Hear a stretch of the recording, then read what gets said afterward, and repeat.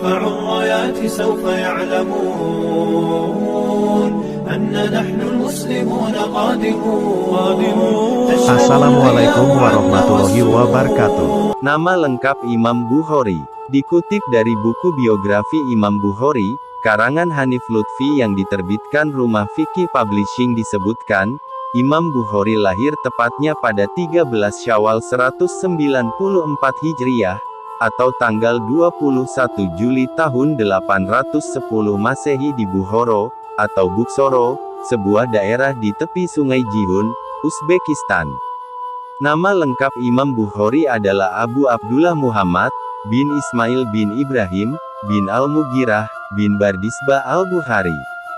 Ayahnya, Ismail, adalah seorang ulama yang saleh. Bukhara, yang juga disebut sebagai daerah Mawara an-Nahar, memang banyak melahirkan ilmuwan-ilmuwan muslim. Kisah Imam Bukhari buta saat masih kecil karena sakit yang dideritanya, dengan penuh kesabaran mewarnai hidup sang imam yang perlu diteladani.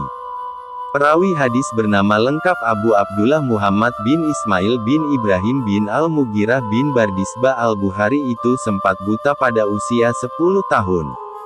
Tak hanya itu, Imam Bukhari juga sudah menjadi yatim setelah ayahnya Ismail meninggal dunia saat Imam Bukhari masih kecil.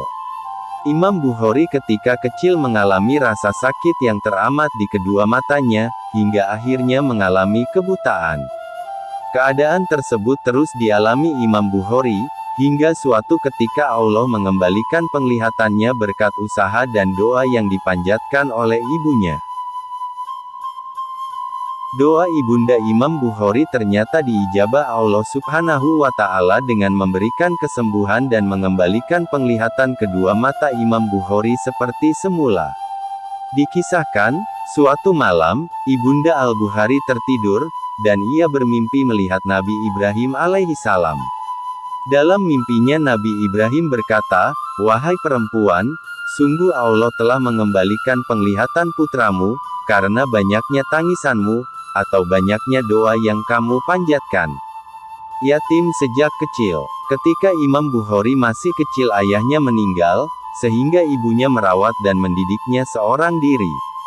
Biaya pendidikannya itu didapat dari harta peninggalan ayahnya.